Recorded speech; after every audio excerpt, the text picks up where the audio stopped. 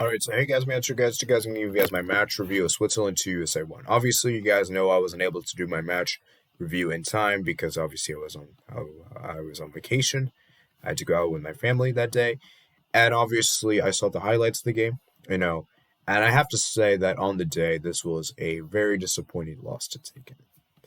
And I think in some sense, I think there's a lot of things that I saw from this game, you know. And I think this is a good science to take a consideration because let's be real, guys. Switzerland is a better nation than us. I don't really believe I really am not surprised that we lost to Switzerland, you know, and perhaps the loss isn't that bad because, as I said before, I think for the most part the USA looked good.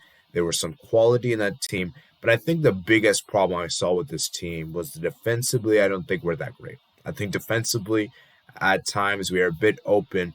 And I feel like if we're to do this in the Nations League, because like I said before, guys, this is a very important summer. This is a very, very important summer, and that this is where business begins right now. And I look at Greg Berhalter and say this right now, that this is where it's going to begin now. Pressure is on you to perform because this is a crucial summer because not only for the Nations League, where you have the chance to win your first international silverware for this team, you also have the Gold Cup, as well as in the summer, not summer, the fall time, you have the World Cup qualifiers that are going to begin. And it's very, very imperative that we have to understand that this is the game, that this was our last friendly before that game against Honduras on Thursday. And that is a game where we cannot mess around. That is a game where we have to get our starting 11, and we have to make it to the final. We have to make it to the final. Obviously, I'll spend more time about that preview on Wednesday. But I do believe that this game is a good wake-up call for us and that there are still things to improve upon. Okay, so obviously the first goal came in from Sebastian Legit. It was a great cross in from Eriksson, as you can see, right, guys. It was a great cross in, and it was a bit of a terrible defend. Switzerland, they basically half cleared it, basically on the basically half clearance. Sebastian Legit gets on the end of it, and it's 1-0 to us, and that's a perfect start we needed, and that's a big, big goal. And I'm glad to see Sebastian Legit continue to score, even though I'm not particularly a fan of him. I don't think he's that amazing, but it's good to see him obviously produce a quality goal like this. And obviously his record in international club has just been amazing. Like, he's been really, really good. And I think he's a player that probably will start, probably is a player that I think is on great run of form. Now the goal that Switzerland scored was a bit of a great goal. It was a great goal, and it was a great cross from Wildemer.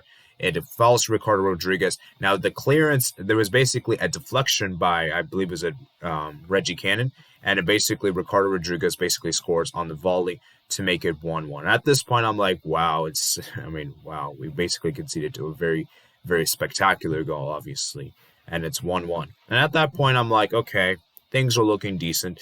I saw there was a good chance for Serginho Dest to score. Somner made the save. And I think I saw Aronson even had a great chance to score as well in the first half. Then the penalty came, and I thought it was a very dubious penalty. I didn't like this penalty whatsoever. I don't know what in the earth. The penalty was basically given for Dest handball, which in my opinion, I don't even know why was that even a handball anyway to begin with. But, it is what it is. Ricardo Rodriguez already have scored this game. He's going to try to get his brace, and he misses the penalty. He misses the penalty, basically puts it wide of the post. And it's at halftime 1-1. And considering how that half fight went, I think I would have said to myself, you know what, this is a good scoreline. I think this is a decent scoreline, and I think we can hold from that. And yeah, the second half, I would say Switzerland were definitely in control. I saw, Gina Reyna, I think he had a chance to score, hit the post, if I'm not mistaken. And I believe we also had the chance, I believe another chance fell for, I forgot his name. Josh Sargent, he had two great chances to score, and we started to make the substitutions. As you can see, USA made the first substitution, bringing on Acosta, bringing on Yunus Musa, bringing off Leggett, okay, and then bringing off this. In my opinion, was a big substitution, and I think this was such a sad substitution that it basically cost us the second goal. And the second goal came from Switzerland, and basically the goal came from a terrible defending from Serginho Dest. Basically, Serginho Dest gave the ball away. Basically, it was a rebound effort, and Steven Zuber gets the ball and makes it 2-1. And at this point, the game was pretty much kind of sealed. Switzerland, they were in control of the second half. We tried to create some chances. Ultimately, it wasn't to be. and we lose the game 2-1. And yeah, guys, it's a damaging defeat in some sense, and I feel like I feel like a draw probably would have been the fair scoreline here. But as I said before, guys, it doesn't matter what is deserved or not deserved because ultimately the result will never change. The result will never change, and there goes our unbeaten streak in the last 9 games. So we are currently, that streak is over, guys. That streak is over, and that's probably not even the most important thing to take a note from. So I think what I saw today is that attacking wise, we were pretty great. I think attacking wise, we looked really quality. I think some of the players that really stood out from the U.S. are Ethan Horvath. I think he was really, really good as a goalkeeper. Obviously, he was deputizing for Zach Steffen. I think for me, Serginho Dest attacking wise was pretty good. I think Josh Sargent, he looked good. Aronson, I thought it was good. Gino Reyna, I think he was good.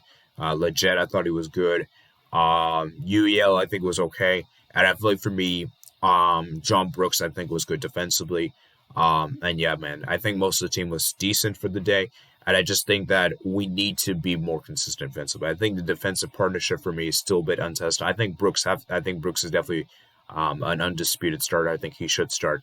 But who's going to partner alongside with him, I think, is a big question. Like, I don't know who's going to start alongside with him, and I think maybe perhaps Tim Ream might be the guy that should start. So, for Greg Berhalter, man, this is a tough loss to take in. I do think we played decent, but as I said before, guys, I think Switzerland just have more quality in their team. I mean, you look at the starting 11, they have Seferovic, and then you have Granit Xhaka, Shaqiri, Zakaria. We know how great Zakaria is as a player.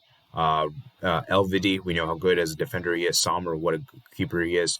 Embolo, and all that. And I just feel like for me, this Switzerland nation, they just have more quality. And ultimately, I think this was a good win for them. Obviously, it's very important for them and their preparation for the Euros, which I will be making a predictions video later this weekend. So stay tuned for that, guys.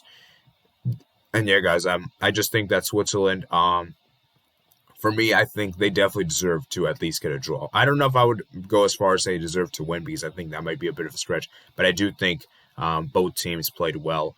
And I think both teams defensively weren't the best, And I think that's the key that we saw here is that I think for me, I think that's where we're going to take it here. So, in my opinion, it's a learning curve, like I said before, guys. But as I said before, guys, there is no more learning curves that this year, guys. We're going to have to get into the full swing of things. The competitive games will come through us very soon. As you can see, let me go show you guys the USA schedule.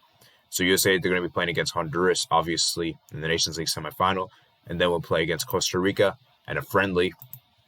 And then we'll be playing against the TBD nation and the CONCACAF Gold Cup, which I'll also maybe actually, I don't think I'll do predictions. Maybe I might do predictions for that. We'll see.